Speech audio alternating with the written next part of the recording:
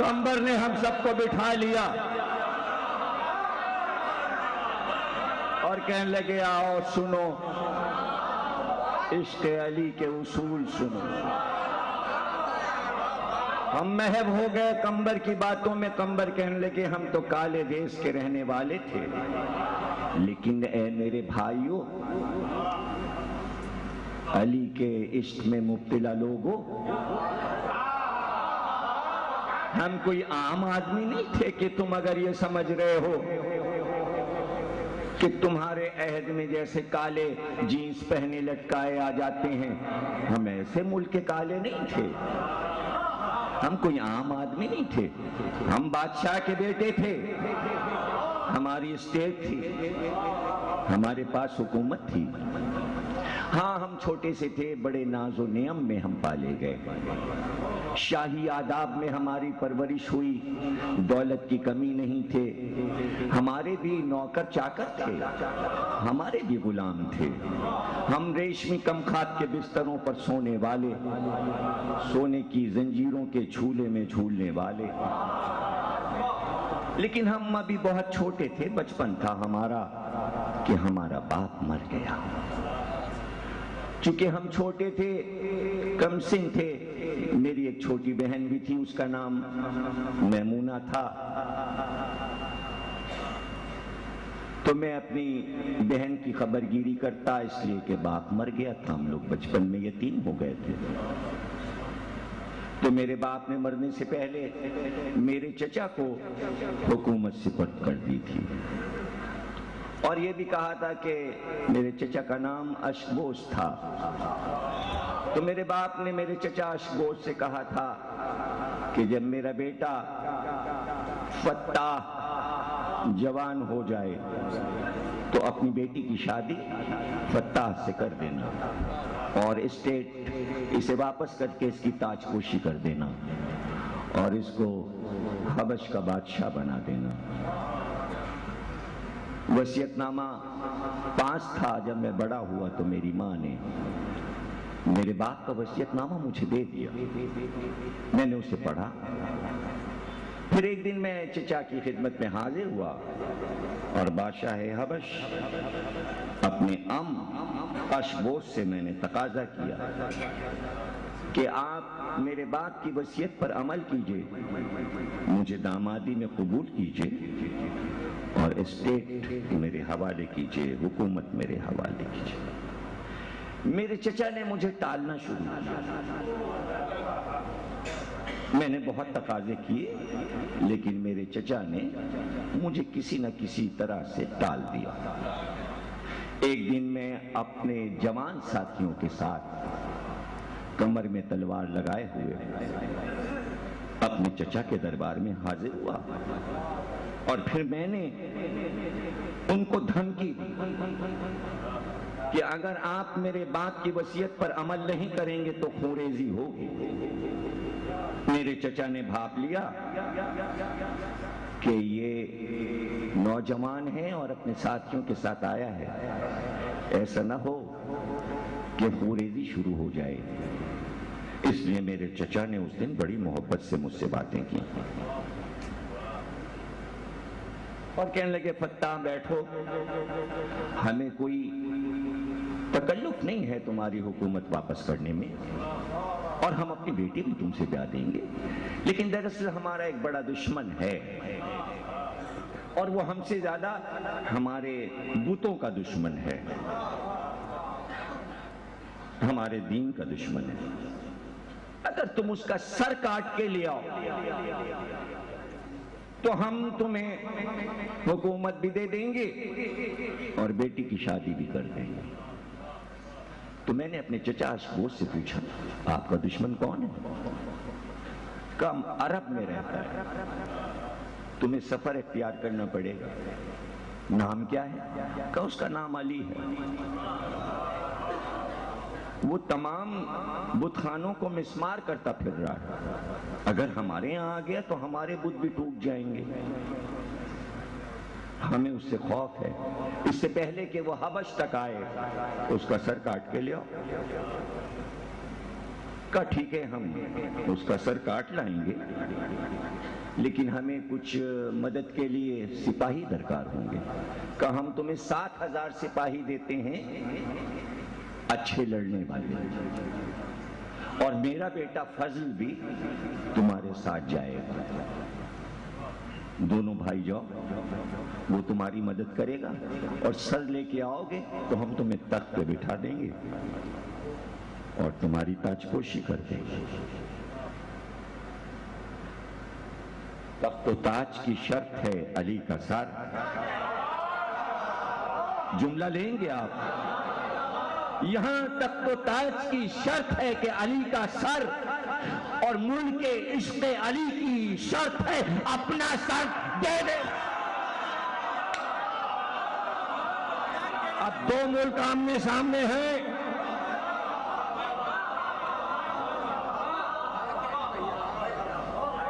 ہم نے یہ جو کہا تو قمبر کہنے لگے بھائی تم بعد میں بول لینا, پہلے میری کہانی تو سن لو.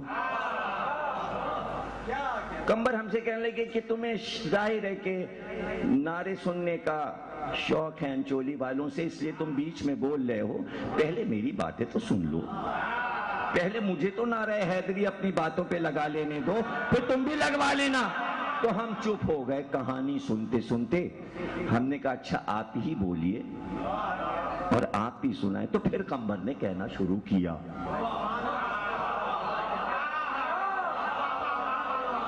کہنے لگے خاموش بیٹھو, پہلے میری پوری بات سن لو. تو ہم چپ ہو گئے, ورنہ عشق علی میں چپ کہاں رہا جاتا ہے. ہم چپ اس لیے ہو گئے کہ عشق علی میں قمبر ہم سے سینئر تھے, ہم جونیئر, تو جونیئر کو چپ رہنا چاہیے سینئر کے سامنے. ہم چپ ہو گئے. قمبر نے ہمیں ڈانٹا نہیں, غصہ نہیں کیا. قمبر کہنے لگے جو عشق علی کرتا ہے ہم اس پہ غصہ نہیں کرتے, بس ہم تو صرف یہ کہہ رہے ہیں پوری بات تو سن لو. تو ہم چپ ہو گئے. ہم نے کہا اچھا سنائیے پھر کیا ہوا. کہ ہم لشکر لے کے چلے, پتہ لگا کہ مدینے پہنچ گئے. ہم جب مدینے کی سرحد پر پہنچے تو صبح ہو رہی تھی. ابھی ابھی لوگ اپنے گھروں سے نکل کے باغات اور کھیتوں کی طرف جا رہے تھے. میرے بھائی فضل نے لشکر وہیں بیرون مدینہ رکوا دیا. کہ ایک دم سے لشکر اگر جائے گا شہر میں تو کہیں خبر نہ ہو جائے اس کو جس کا نام علی ہے, تو دشمن کو ہوشیار نہیں کرنا. تو ہم نے فضل سے کہا ہم خود جائیں گے, پہلے ہم پوچھیں گے, ہم یہ پتہ لگائیں گے علی کیسا ہے, پھر ہم آ کے تمہیں بتائیں گے, پھر اسے ڈھونڈ لیں گے. فضل نے کہا اچھا جاؤ. قمبر کہنے لگے ہم شہر میں داخل ہوئے. ابھی ہم اندر داخل ہوئے تھے, سورج نے ابھی سر نکالا تھا افق سے, روشنی ہلکی ہلکی پھیل رہی تھی. میں نے دیکھا ایک جوان سامنے سے آ رہا ہے,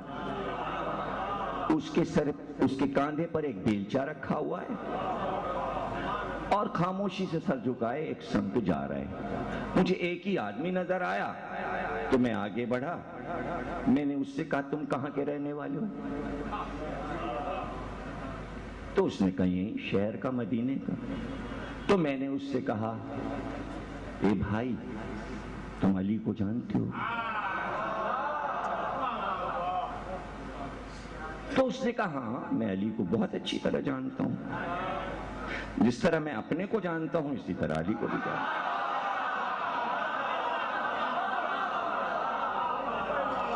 علی مجھ سے بہت مانوس ہے, میں علی سے بہت مانوس ہوں. تو میں نے کہا کہ آپ میری طرف دیکھ نہیں رہے.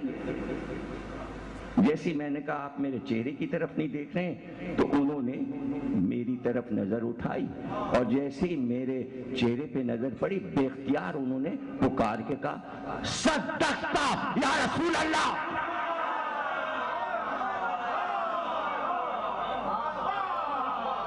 یا رسول اللہ آپ نے سچ فرمایا. میں بڑا حیران ہوا کہ اس نے یہ کیا کلمہ کہا. چونکہ میرے سمجھ میں بات نہیں آئی تو میں نے اس سے پوچھا علی کیسا ہے؟ کہا اس کا چہرہ میرا چہرہ جیسا ہے بس، اس کی رنگت میری رنگت جیسی ہے، اس کی قامت میری قامت جیسی ہے، اس کے بازو میرے بازو جیسے ہیں۔ کہا اچھا تمہیں دیکھ رہا ہوں، تم تو بہت طاقتور لگتے ہو۔ کہاں تو وہ بھی میری طرح طاقتور ہے، لیکن تم کیوں پوچھ رہے ہو؟ کہا ہمیں اس کا سر کاٹنا ہے، اس کا سر اتارنا ہے۔ کہ یہ بہت مشکل کام ہے۔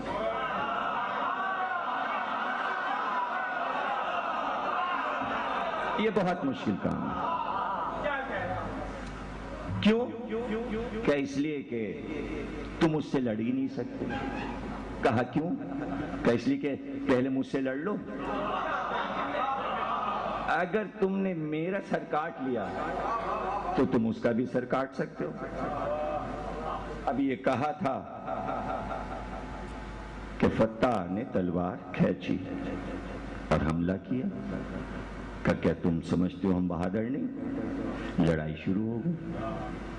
فتح نے وار کیا، آنے والے جوان نے بیلچہ اٹھا کے سامنے کیا، بیلچے پہ زر پڑی، تلوار ٹوٹ کے 2 ٹکڑے ہو گئے۔ کہ ہم انتظار کرتے ہیں اگر کوئی دوسرا ہتھیار ہو تو نکالو۔ فتح نے گرد اٹھایا، جوان نے بیلچے سے اس کو بھی 2 ٹکڑے کر دیا۔ کہ بھئی 2 بار تو تم کر چکے، اب ہماری باری ہے، اب ہماری باری ہے۔ یہ کہہ کر آگے بڑھے اور کمر کے پٹکے کو پکڑ کے ایک بار ہاتھ سے بلند کرنا شروع کیا اور سر سے اوپر اٹھایا کہ اگر پٹک دوں تو ہڈیاں تیری چورا چورا ہو جائیں۔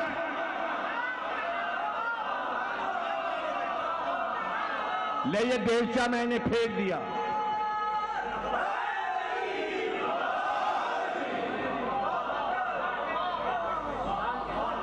لے بیلچہ میں نے پھینک دیا۔ یہ کہہ کے علی نے مجھ کو زمین پہ آہستہ سے اتار دیا۔ تو میں نے پوچھا کیا علی بھی اتنا ہی بہادر ہے؟ تو انہوں نے کہا میں ہی تو علی ہوں۔ اب بھی نہیں تو نے پہچانا؟ میں ہی تو علی ہوں۔ تو میں قدموں پہ گر پڑا۔ میں نے کہا آپ علی؟ میں نے تو ایسا انسان ہی نہیں دیکھا، آپ نے مجھے جان بخش دی، میں تو دشمن تھا آپ کا، آپ نے مجھے ختم نہیں کیا۔ لیکن یہ بتائیں گے ابھی آپ نے یہ کیا کہا تھا؟ صدقت یا رسول اللہ۔ کہا ابھی جب صبح میں گھر سے نکلا تو رسول اللہ مجھے دیکھ کے مسکرائے اور کہنے لگے علی آج تمہیں ایسا ایک غلام ملے گا جو ساری زندگی تمہارا وفادار رہے گا۔ جب تیرا چہرہ دیکھا میں نے کہا صدقت یا رسول اللہ، آپ نے سچ فرمایا۔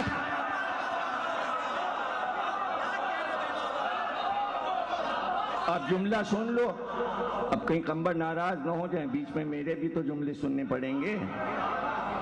جملہ سن لو۔ ارے بھائی غلام محفل سجا کے آقا کا انتظار کرتے ہیں، آج پتا چلا کہ آقا غلام کا انتظار۔ غلام بھی تو ایسا ہو، غلام بھی تو ایسا ہو۔ رسول اللہ کو بھی آمد کا پتہ ہے، مجھے غلامی میں لے لیجئے۔ قمبر کہنے لگے میں مولا کے قدموں سے لپٹ گیا، میں آپ سے جدا نہیں ہوں گا۔ کا کوئی شرط ہے غلامی کی؟ کہاں شرط؟ 3 شرطیں۔ پہلی شرط تو یہ ہے کہ میرے دل میں اپنی محبت بھر دیجئے۔ دوسری شرط یہ ہے کہ اپنی بندگی کا توق میرے گلے میں ڈال دیجئے۔ اور تیسری شرط یہ کبھی اپنے سے مجھے جدا نہ کیجئے گا۔ علی نے کہا جا، تیری تینوں شرطیں منظور۔ اب بتا کیسے آنا ہوا؟ میں نے اپنے ملک کی پوری داستان سنا دی، پھر میں نے اپنے بھائی فضل کو بلوایا اور لشکر کو بھی بلوایا، پھر میں نے کھڑے ہو کے اپنے لشکر کے سامنے ایک تقریر کی اور اپنے بھائی کو میں نے بتایا کہ بھائی اشبوس تو جانے کیسی باتیں کرتا ہے، یہ تو آسمانی لوگ ہیں، اب ہم اپنے اسٹیج پر واپس نہیں جائیں گے۔ ہاں فضل، ہم نے اپنی حکومت تمہارے نام لکھ دی، اگر تمہارا باپ علی کے دین کو قبول کر لے تو تخت پہ بیٹھے، اگر وہ بات نہ مانے تو اسے ہٹا کے فضل تم تخت پہ بیٹھ جاؤ، لیکن میری بہن کو مدینے واپس کر دینا، اس کو مجھ تک پہنچا دینا، اب میں یہاں سے نہیں جاؤں گا۔ علی آگے آگے، فتح پیچھے پیچھے، مجھے کچھ کام تو بتائیں۔ تو علی نے کہا ہمارے یہاں کے آداب ہیں، کام بتانے سے پہلے ہم نام بتاتے ہیں۔ کتنا ہلکا جملہ لے گئے۔ ارے کام بڑا نہیں ہے، نام بڑا ہوتا ہے۔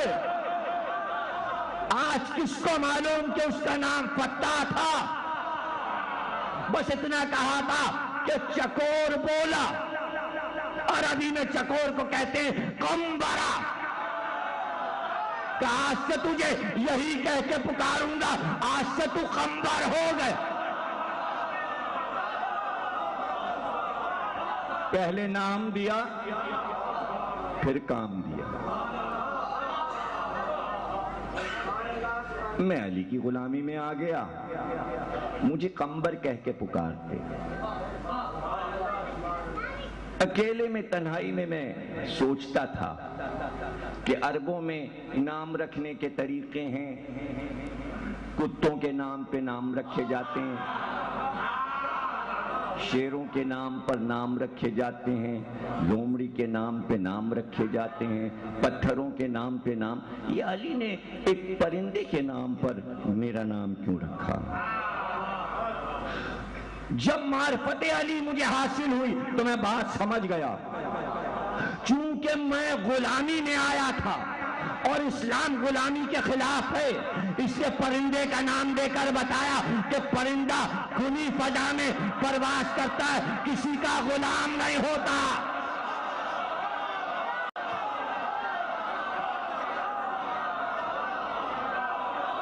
علی نے بتایا کھلی فضا میں سانس لو،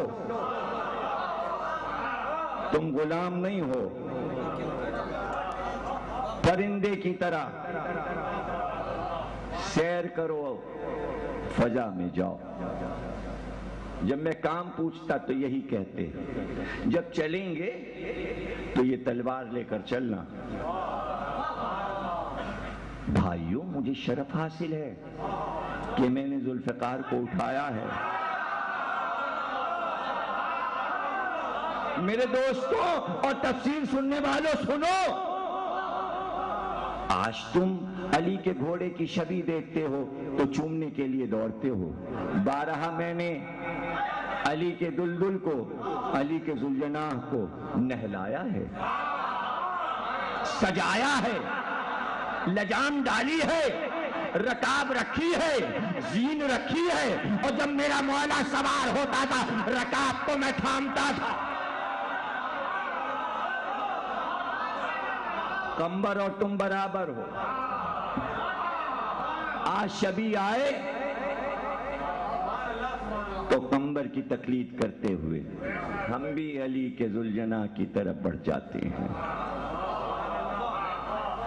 لیکن گھوڑا اور تلوار اور اس کی محافظت، لیکن جو سب سے بڑی خدمت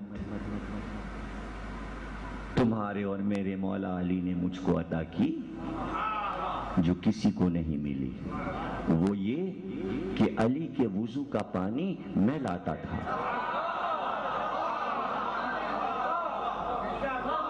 علی کے وضو کا پانی بہلاتا تھا۔ 7 ہجری خیبر کی لڑائی ہو چکی تھی جب میں آیا۔ فضل حاکم ہوا حبش کا اور اشبوس میرا چچا مارا گیا، اس لیے کہ اس نے رسول اللہ کا دین قبول نہیں کیا۔ چونکہ میرے بھائی نے مجھ سے وعدہ کیا تھا، فضل نے، چچا زاد بھائی نے، تو اس نے میری چھوٹی بہن کو حبش سے بھجوا دیا۔ اس کا نام میمونہ تھا۔ میں بہت خوش قسمت تھا کہ میں باہر علی کی خدمت انجام دیتا تھا اور میری بہن میری شہزادی سیدہ کی خدمت انجام دیتی تھی۔ علی نے میرا نام قمبر رکھا اور میری بہن کا نام فضہ رکھا۔